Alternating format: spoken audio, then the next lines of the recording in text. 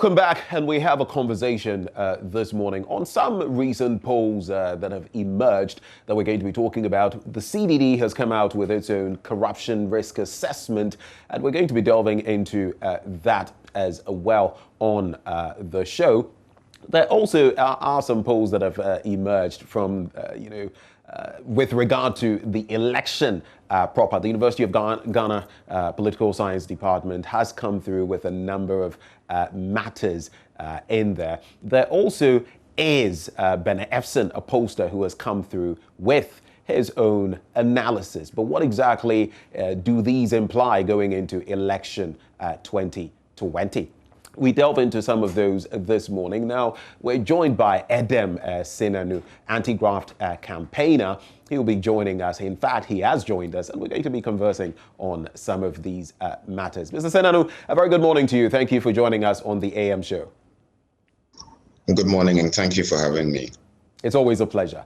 Now, on the matter of the CDD's report, we'll delve into the University of Ghana's political science department's own report on what the forecast is ahead of election 2020. But on the back of the CDD's report, which I know you've been taking a look at, what is your global view of what the report says? Before we get into the specifics of the work of the Auditor General and how to react to his surcharge initiatives, the work of the Attorney General when it comes to members of a sitting administration being involved or dabbling or being suspected of dabbling in corruption, among others. What is your general overview of the CDD's corruption report?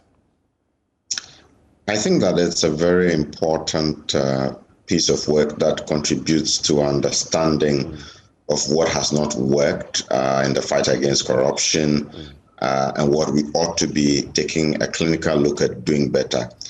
It reminds me that as anti-corruption and good governance activists, we have been saying that the next government ought to focus on ensuring that we craft a new constitution.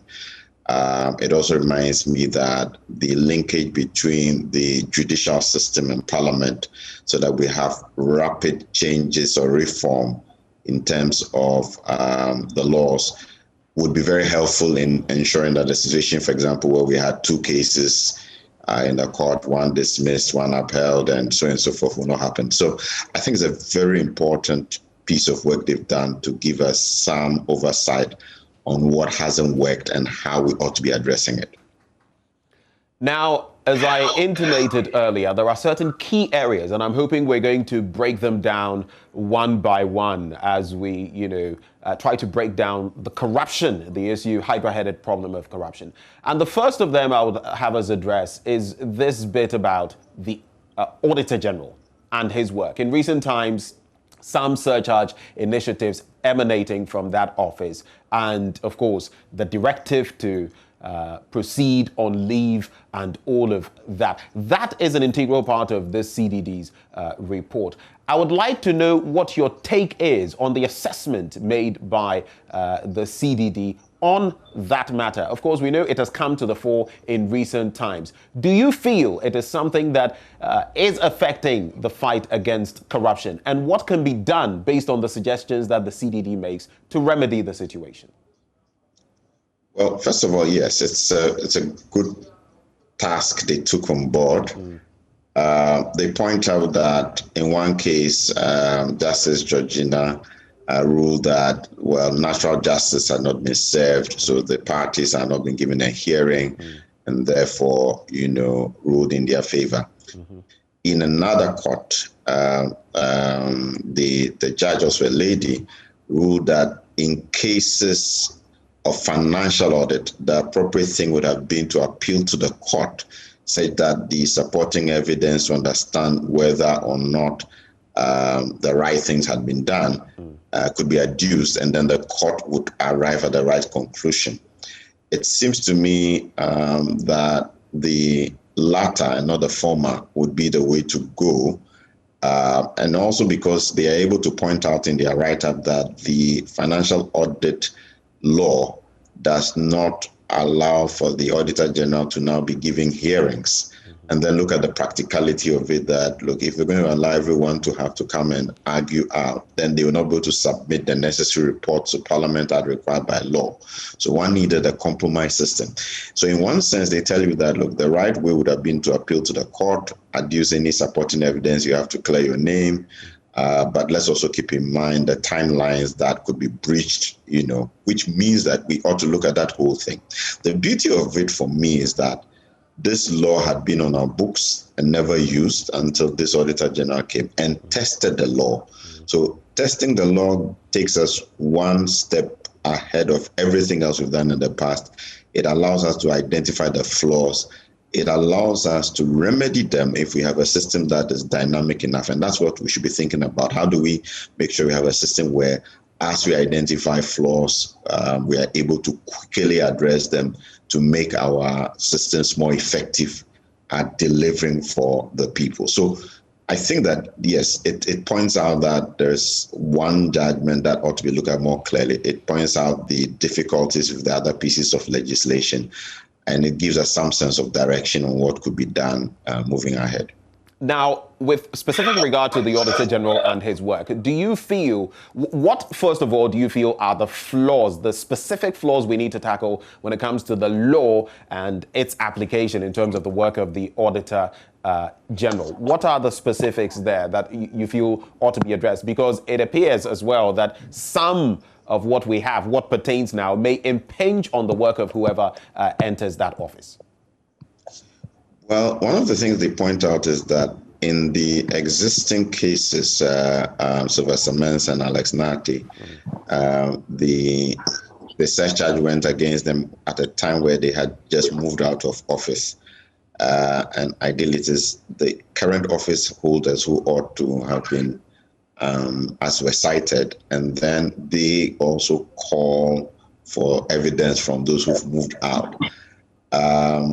I think that that's an area that ought to be looked at, and the administrative processes tightened up so that we are clear if a government has changed, officers have moved out, is it the institution or the individual who is cited? And the system should be fair, just so that at the end of the day, that is addressed. But mind you, it is clear that until this point, officers could get away with murder by making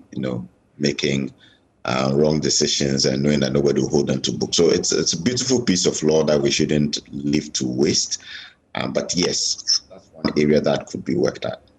Now, partly because you've made mention of this, officers in government, in an administration, it is pretty tricky dealing with them. And that is another angle that the CDD report focuses on. It talks about the Attorney General at any specific point in time and what can be done to officers who, are exposed in a way or who are fingered when it comes to corruption-related matters. And in fact, when you go to the second major point, that is actually on page 4 of the report, there is this caption I would just read out.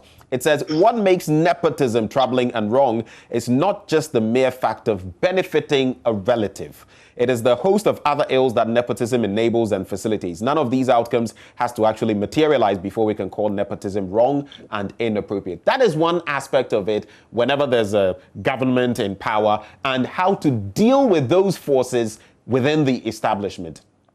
From what the CDD says, what do you think we can put in place, legally speaking, to allow, maybe create more room for an Attorney General to be more proactive in handling such matters within an administration? Well, so there are two aspects of it. There's one where they point out that whether the Attorney General should be defending officers of the state when embroiled in cases that are private was questionable. So that's not the direction we want to take. We're trying to say there should be legitimate cases involving the state itself and not the person in a private capacity. But to the substantive issue of dealing with nepotism, they then cite examples from, I believe, US and Canada, states that have promulgated laws that clearly outline what nepotism is and the kind of individuals that, if you're in a position of trust, you should not be seen to facilitate the engagement of cousins, nephews, daughters, so and so. So there's a list, and the law is crafted in there. I think that we can benchmark these other jurisdictions and what they have learned out of this, and therefore are using as the law in those countries, and make sure that we also have something in place. Much more critical, I think, would be the education on what nepotism is and the risks we expose ourselves to if we don't manage this. I think there's a gap in the understanding of citizens in general and officers of the state about what nepotism is. And if we're able to do that well, then having the law in place will make it effective. Let me also welcome on board Mensa Thompson, Executive Director for ASEPA. He also joins the conversation. Mr. Thompson, a very good morning to you. If you can hear me, Mr. Thompson. Well, it appears your Zoom has been muted, your voice has been muted. So if you could unmute for us, we'd be very grateful, Mr. Thompson. If you can hear me, please unmute. Can you hear me? I can hear you now. Okay, great. Right. Thanks for having me. And thanks for joining us. Now, I would just quickly, ask for your initial take on the CDD's recent report when it comes to corruption. From the standpoint of your organization, what are the salient points that you see in there, that we ought to be looking at as a country in tackling corruption? Well, I think the CDD's report has not brought out anything new that we don't know about. It's basically the structural aspect of corruption that we are faced with as a country. It also raises fundamental issues of, the preventive aspect of the fight against corruption, which involves the strengthening of state institutions that are responsible for ensuring that these acts of corruptions do not happen, and also for strengthening legal regimes or legal frameworks that is also supposed to provide some sort of grounding in terms of the fight against corruption. And so it's just the structural aspect and the preventive aspect of the fight against corruption, which in our jurisdiction is very much flawed, is very much weak, which needs a lot of strengthening, to some extent, to ensure that the fight against corruption becomes fruitful. Right. And so let me just also welcome aboard the Dankwa Institute's Richard Ahiangba, who has also joined the conversation. Well, it appears we've just lost him. We'll try to reconnect with him. So as far as you're concerned, Mr. Thompson, now you say it is nothing new. It is basically what we know. But is there nothing in there that can help in the fight against corruption in terms of moving forward the conversation? There is talk about the Attorney General. There is talk of the Auditor General as well. There's talk of nepotism. Now, how can you relate all of that to what is happening today? If you say there is no difference, does that mean that there are no positives we can draw from the CDD report? Well, when I say that it's not anything new, I'm not saying that there are not useful recommendations, useful things in there. It's just that there are things, the fundamental issues they've raised are things we know, things we've talked about over time. But in terms of nepotism, in terms of strengthening the office of the Attorney General, in terms of strengthening the office of the Auditor General, and what have you. And so these are things that are there. In fact, they make some very critical recommendations which we need to look at in terms of the legal regimes and how, for instance, the Office of the Attorney General is used to defend, government appointees. They make critical issues about nepotism and appointment styles of governments when they come into power, and how some of these things have the potential of breeding corruption. And if there's a legal framework, because as we speak, there's no, for example, nothing bars the president from appointing, 50 of his family members into a government, and so or there's no cap on your number of family members or number of close relatives you can appoint into a government. And so if anybody comes and says, hey, I want to appoint 100 people from my family into my government, nothing bars the person from doing so. And so if there are legal regimes in place, that, check some of these patterns of nepotism, that, issues of conflict of not just nepotism, but conflict of interest, how contracts are even awarded, and the processes leading to the award of such contracts. If there are laws that make sure that some of these things are a bit more transparent and deals with the issues of conflict of interest and nepotism, then we can have the safest of mind that we can go to sleep as a country. We can go to sleep as a country, and our legal regimes will work. We'll go to sleep as a country, and we know that we can wake up with our resources intact. But when there are not enough laws, and even the existing laws are a bit weaker, and not just weaker, but to a very large extent, in terms of implementation and applying the law, we become very weak as a country. Even in applying some of the beautiful laws that we have, then we are going to continue facing these problems that we have. And so, yes, there are critical recommendations in the CDD report, which we need to look at. And going forward, I hope that Parliament is looking at this report, and I hope that the Constitution and Legal Affairs will be given a copy of this report. They must look at this report critically and how best, they can fine-tune our laws, or in some extent, bring in new laws that would, seal some of these loopholes that create an avenue for corruption to become endemic in our system. Right. Now, Mr. Senanu, Mr. Thompson alleges that we don't have enough laws, and that in some cases the laws don't bite as hard as they ought to. Do you subscribe to that, line of argumentation when it comes to dealing with corruption? I mean, even the move from it being a misdemeanor to a felony, are we not progressing in the right direction? What more ought to be done on that front, at least as far as this specific bit is concerned?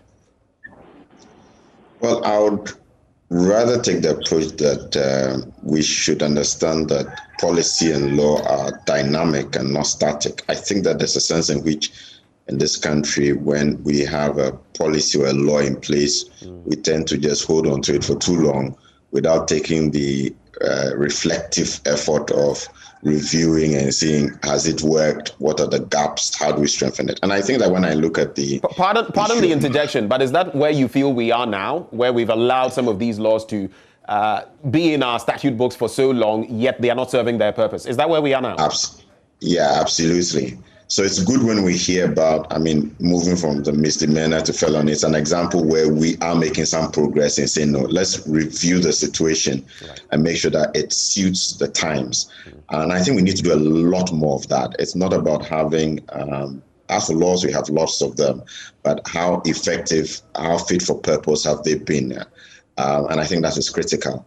I also want to point out that in this discussion that we've had on the nepotism, one of the things that CDD talks about is how we are losing a hold on meritocracy. So it's not just about the fact that we are going down the line of nepotism, but the more we do that, we are, as it were, pushing competency out of the discussion and then allowing those who don't necessarily have the expertise on board. And so the country grinds to a halt when you do that kind of thing. So there are very useful insights they provide that we should not lose sight of. And that's one of them, that what are we doing to strengthen meritocracy in all our systems? Are we making sure that at the end of the day, we have the best of the best who are taking the decisions for us and executing? I think that is also very critical. And in fact, just to quote a part of the report to buttress what you're saying, it says, we have a country that is moving farther away from using merit and other impersonal considerations to allocate public opportunities fairly.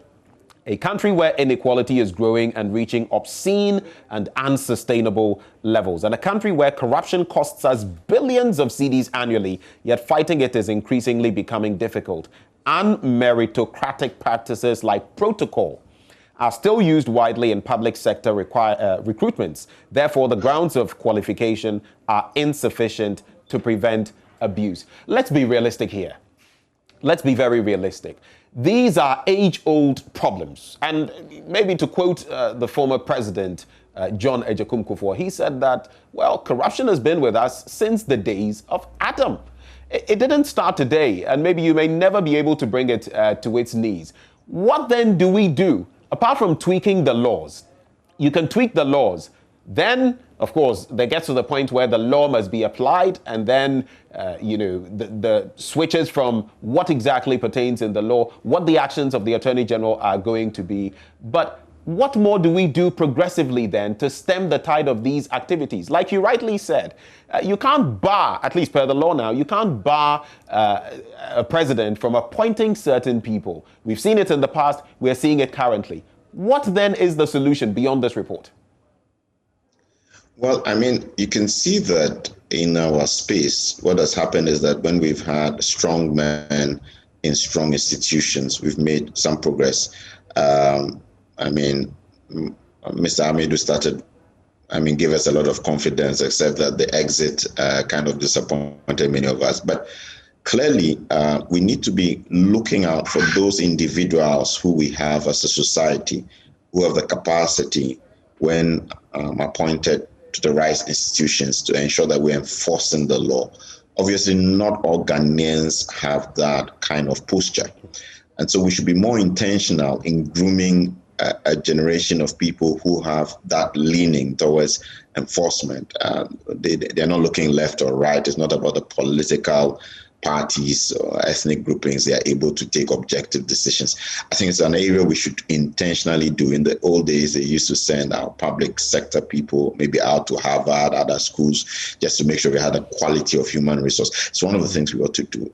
Another thing is just to take this whole discussion of patriotism, of the look. I've been running a review of a policy we are updating. And in every session, we did 4 zonal workshops, and then we did a national validation. I asked the participants from the length and breadth of Ghana, do they know Article 41? In every instance, I got less than 2%. In fact, in most places, nobody raised their hand. Article 41 gives us the obligations of citizens in this nation. The fact of the matter is 99% of Ghanaians don't know anything about Article 41 and our responsibilities as citizens. We need to take the education back to the primary schools, because we have a society where most people are not responsible citizens, not because they don't want to be, but we have not set ourselves out to educate and empower them to play their roles more effectively in society. And that's another thing we ought to be doing. So to wrap up on this conversation, and of course we're going to be talking about the various polls that have emerged and what exactly their implications are. So before I come to Mr. Thompson, wrapping up with you on this, Edem, the executive presidency, it has also come into the picture, and the willingness or reluctance in some measure to actually prosecute the agenda of corruption. Like I went back to the early 2000s, there was John Ejekum Kufuor saying, zero tolerance for corruption. Then later saying corruption has been with us since the days of Adam. We had Atta Mills come through, prosecute that same agenda. Maybe some gains made. Same has followed through the Fourth Republic. When it comes to the executive presidency, how much of a situation do we find ourselves in when it comes to the executive prosecuting the agenda of the fight against corruption? Where have you not seen what ought to be done, and what are the pointers from there that we can lean on to make our laws better and to ensure that our institutions are better suited to fighting corruption?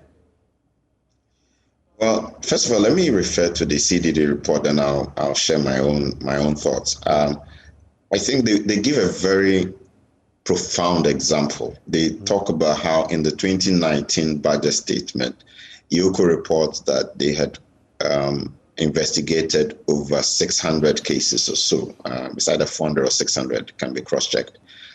They had prosecuted only 5 and had only 2 convictions.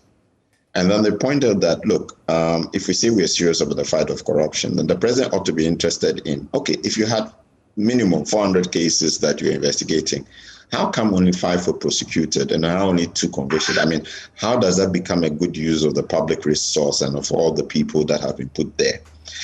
It tells us that we need to have a more incisive way of setting targets that can be reported on in a manner that the president or whoever is in authority can clearly see whether we are making inroads on this fight or not.